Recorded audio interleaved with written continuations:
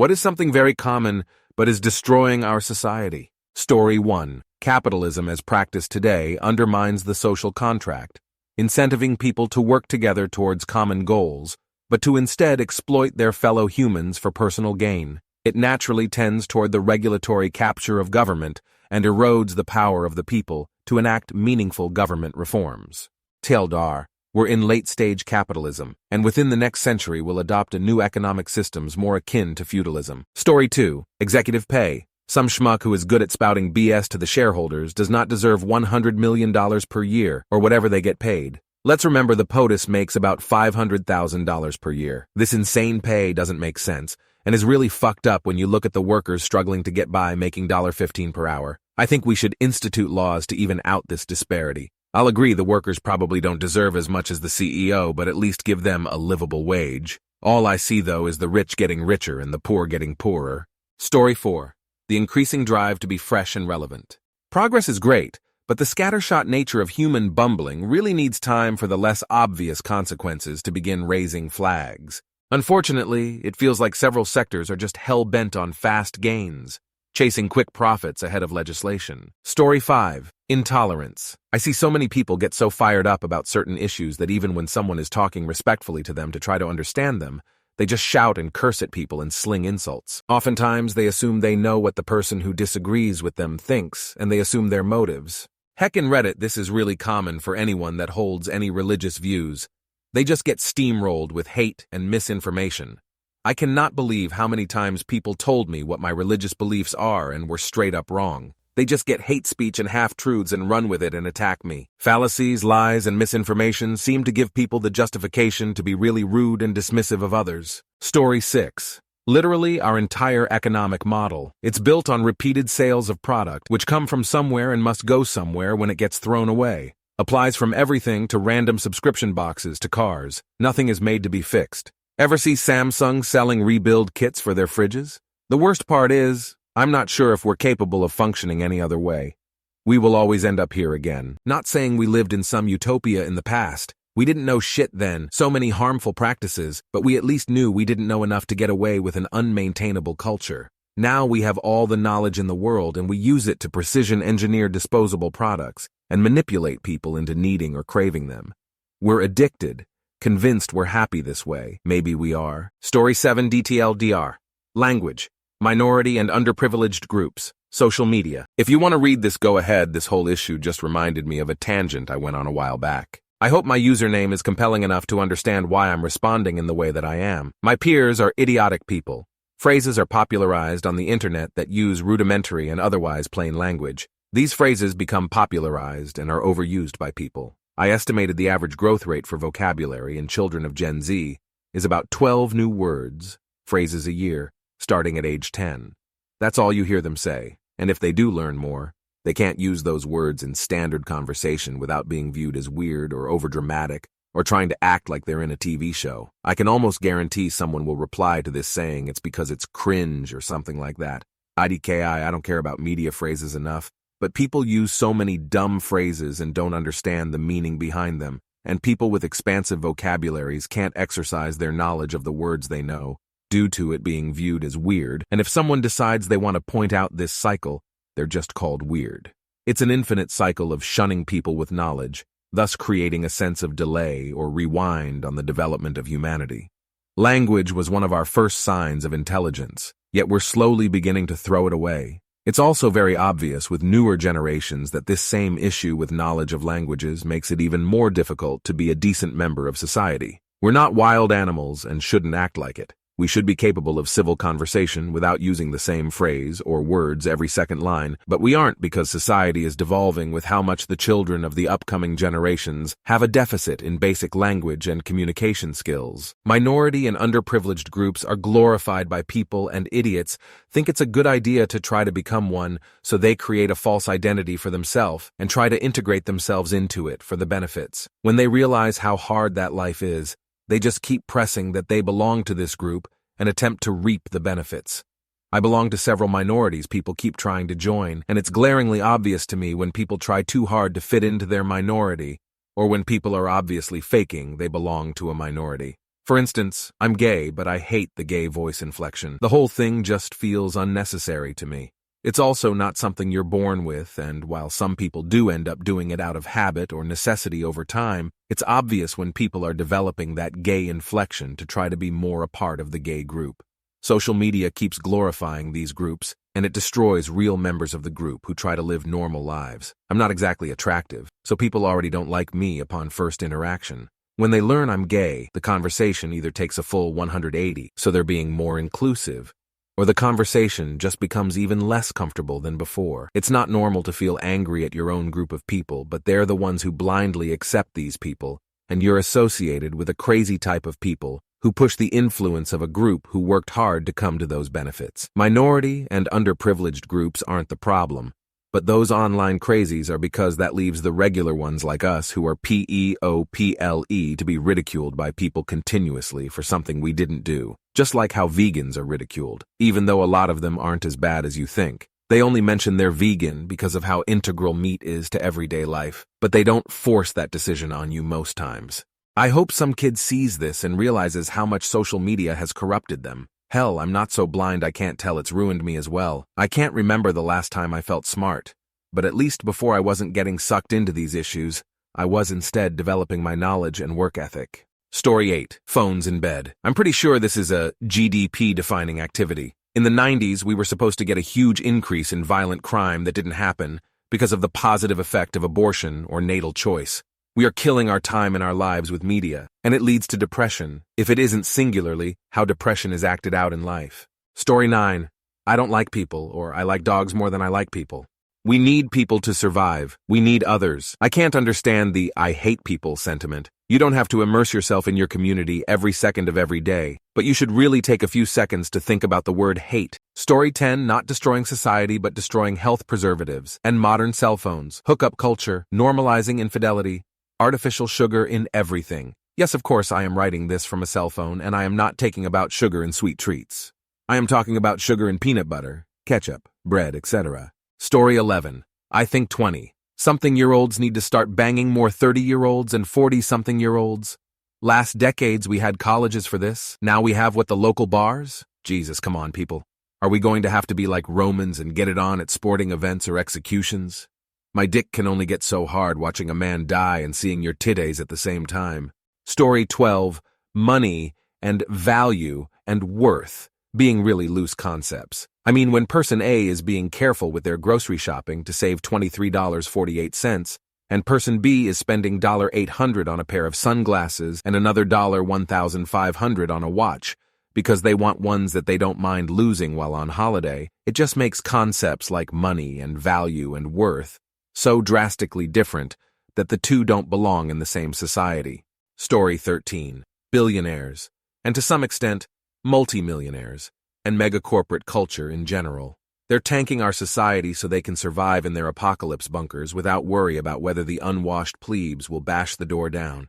After all, if we're too busy fighting each other. Story 14. Confusing the freedom of self-expression as an absolute moral-bound duty to say everything that comes to your mind, as if your ideas are magically exempt from any public scrutiny. Story 15. Sources of knowledge. Nobody vets anything anymore. Just social media influencers and one news source, and people will argue their ears off over it.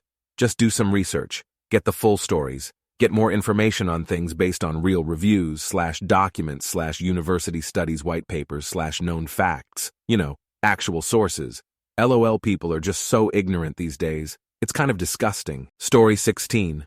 Social media. Women over-sexualizing themselves. Men over-sexualizing women. Hookup culture. Pornography. It's like we are all marketing sex and lifestyle to each other via the internet. We all think we deserve to feel good and validated all the time. We're always chasing another fantasy, chasing something better, feeling like our lives aren't good enough because of the meticulously crafted perfection we see online, in all aspects. It's ruining relationships, and it's ruining connection. I said what I said. Story 17. Economic instability and consumerism. Our grandparents didn't buy imports because they weren't available. Our grandparents had a house, 2 cars, kids, and 1 income. Our grandparents did not complete with jobs that can be farmed out overseas. Software can now do jobs that used to take people. Oversold college education. being stuck in an economy and society where the only thing that matters is how much you make, along with crooked politicians that are in the pockets of people with money and power. Story 18, cars, industrial meat and fish, religion, right-wing bubble media, evangelical Christian-ishness, corporatism, and coming soon, advanced robotics, AI, nanotech, and genetic engineering/pay to play eugenics. Oh, and not hookup culture. The promiscuous are more promiscuous 'cause internet, but the younger generation is way less bed-hoppy than mine was. Story 19, oddly I'd say easy money. Crypto, OnlyFans, etc. There's just been an explosion in the last few years in sources of easy money that don't actually benefit the rest of society. I feel it's just driving inflation and making life harder for the rest of us. It drives up materialistic demand and makes housing prices even worse as the new millionaires scoop up property. Story 20, greed. I think the more you look, the more of it you find. It's not just our leaders and rich people. There is this underlying idea that we have to make as much and have as much as possible. It means that people are neglecting their neighbors and families in the pursuit of more. Over the last 400 years, humanity has gone from valuing community as a way to survive to possession. I think most of the problems in society stem from this, and most of them could be solved by people being kinder and less greedy. Story 21, hookup culture. The purpose of dating, or courting as it was called, was supposed to be used to determine who you would marry. If you aren't going to marry them, move on. This needs to be thorough and take years before you decide life together is important. The intent of marriage is to have a lasting, and divorce only really for cheating and abuse. Story 22. Being independent, specifically in the context of human beings. Nobody is independent. Even if every other human being died right now, and you were the only human being left, you still wouldn't be independent. You would still rely on everything everyone else, including your parents, or guardians, or anything you learned from interacting with the universe. Even if you were the only thing to exist in the universe, your physical body, you still aren't independent. You still have all the living things inside you, all working together to keep you alive. The reason certain people want to teach you that you can be independent is because you are easier to manipulate and less powerful if you don't have an army of friends, followers, and supporters. If we were all friends who loved and supported each other, we wouldn't even need money. We would just simply share resources and do favors for each other. And that isn't acceptable for selfish, moronic humans who literally thrive on independent people to achieve the vast amounts of wealth they have and exploit the uneducated and ignorant. Not just that, though. More people than ever feel completely alone. No family, no kids, no friends, super isolated, or a lot of people who are very social within their own clique. Obviously, a larger population contributes, but the difference of opinion and beliefs with being able to coexist peacefully and tolerate each other is fading away every year as more and more people live digitally, obsessed with social media, etc. Maybe in 50 years, retro will be considered to be people who are actually outgoing and community-driven again, not afraid of each other, willing to live together peacefully despite their differences, work together as a community, and help each other grow food, educate each other, etc. The funny thing is, we need each other more than we need companies and stuff. They need us, we don't need them, and they know it. Story 23. Then why are there so few mass shootings in countries like New Zealand and many European countries if what you're saying is true? People in the USA are more likely to reach for their guns when an altercation arises. It happens every day. I live in Virginia, a state that is in love with its guns. Every other day, there are stories of gun violence, and I live in a rural area full of highly religious people. A lot of people walking around with firearms does not make for a safer society. Just more crowded jails and ruined lives due to the fact that they had a gun handy. Story 24. Tribalism, identifying people as groups, ignoring their own input-output, and plastering them onto some group board as some dead, inert sticker, unable to represent their own self. It both removes self-responsibility and assigns responsibility to individuals that are tied to actions by physical characteristics. It's the oldest wisdom to overcome this ridiculous fallacy, and yet our society has somehow become completely enamored with it. Story 25. Suburban development. I've lived in rural places, like small family farm rural, and I knew my neighbor and that they would help me if I needed. I've lived in the city and knew the folks on my block would help me if I needed. I've lived in suburbs and have never felt so estranged from my fellow humans. The worst thing is that suburbs make cities worse, and they make rural regions worse while being the worst of the lot.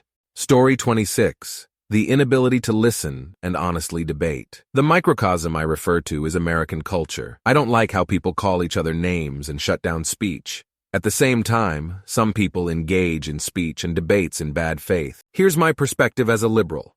If you can't have tough conversations and explain the basis for your values and beliefs, how can you honestly expect people to respect them, let alone adopt them? I don't like Charlie Kirk, but he says one thing I agree with. When dialogue ends, violence begins. My problem with him is that he dishonestly engages in debates. He'll talk too fast, talk over people, quote facts out of context, and employ every logical fallacy in the book. He also likes to cherry-pick his opponents to be people who aren't prepared and aren't articulate in order to create media that portrays the left as dumb. On the left, people fall victim to people like him because we are starting to ban opinions we disagree with, disallowing difficult speech on campuses, for example, and canceling people. We need to be confronted with reality and difficulty to truly examine the logical, emotional, and political underpinnings of beliefs. Don't demur. Be like Bernie. Again, where this all falls apart is bad actors.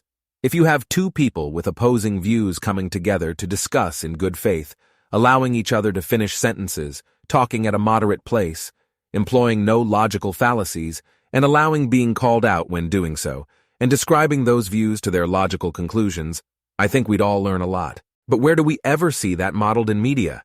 That is the heart of the problem. We only see ignorant spouting, shouting, monologues riddled with the problems above, and people walking away when the questions get tough. Story 27, Plastic. I walk into a Walmart and it's stunning just how much plastic is in one store, and then to imagine the thousands upon thousands of stores, and the billions pieces of plastic that will all just be thrown away and buried in the ground. It's overwhelming, and the plastic won't degrade for hundreds of years or more. And we just keep producing more and more and more with no end in sight. Story 28. I mean, it has to be vapes. Literally half my secondary school has vaped, or continues to vape, and some even at the elementary, which is concerning ASF as well as normalized sexualization. I mean, everything gets taken in sexual context, and it's actually annoying. Story 29. Car-centric, car-based cities, subdivisions, etc. Pretty much anywhere that you need a car to live. Most of North America is built this way, and a good portion of the rest of the world is too. North American cities are usually built with suburbs with nothing but housing, and then all the jobs are downtown or somewhere else that realistically can only be accessed by driving. This causes the need for highways, which causes tons of traffic, pollution, stress, and wasted time driving. It also costs governments billions of dollars every year to maintain all of these roadways. We really need to stop building houses in one location, and then have all the jobs somewhere else far away. We need to get back to building walkable towns and cities with mixed zoning. You could still have your car if needed for occasional use, but it shouldn't be necessary to use it for absolutely everything. Story 30, Entitlement. I'm this, so I deserve that, and you're that, so you deserve this. It blows my mind how people act so entitled, and God forbid you try to have a discussion with them to argue your point. Logic out the window. Give me what I deserve because of a thing someone said and it was popular. Sorry if that sounded cranky. I have a headache.